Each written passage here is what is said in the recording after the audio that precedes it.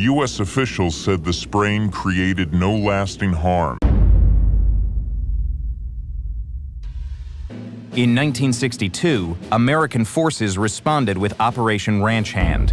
Over the next 9 years, spraying an area about the size of Massachusetts with defoliants, the most notorious being Agent Orange. Agent Orange was a safe product when it was used in the Vietnam War, and it's a safe product today. Some of the herbicide's makers had struggled over evidence of its potential dangers as far back as 1965. With today's decision, the government admits for the first time Agent Orange may well have caused cancer. The spraying of this herbicide was discontinued in 1970. The herbicide was also eventually banned in the U.S. That did not stop the growing concern about high levels of dioxin found in the soil in certain areas. And had seeped into nearby lakes.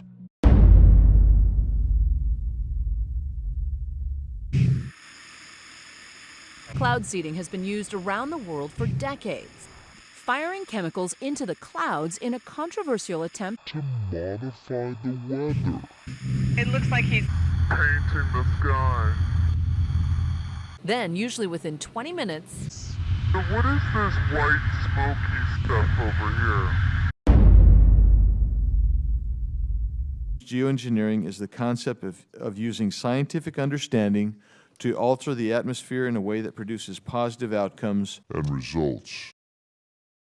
Geoengineering can also be used To manipulate different levels of gases in the atmosphere. We do not currently have enough evidence to determine whether any of the various proposals for geoengineering can provide long-term solutions to address the impacts of climate change, or that they would not pose any adverse consequences to our environment.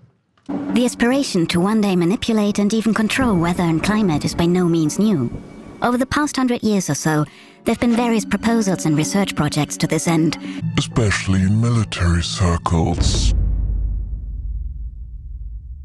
We've got a bit of an unusual situation. Now, this first portion of the radar cycle, fairly bland and typical, but then you see these Bands of very distinct cloud cover moving into the region.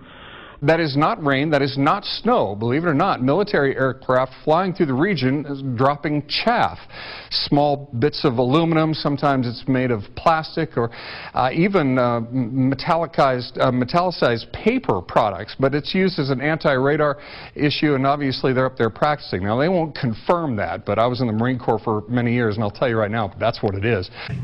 Last weather segment, this is inevitably military or something going on. The government, the Air Force, they send out what's known as Chaff, and it's a way to experiment with the radar systems. And when you see this kind of a pattern like this, you can rest assured there's something going on. They're actually little bitty magnetic and little bitty strips of, whether it's aluminum, you know, they change it, but what happens is the radar deflects off of all these little pieces, and they use it actually as a jamming mechanism for radar.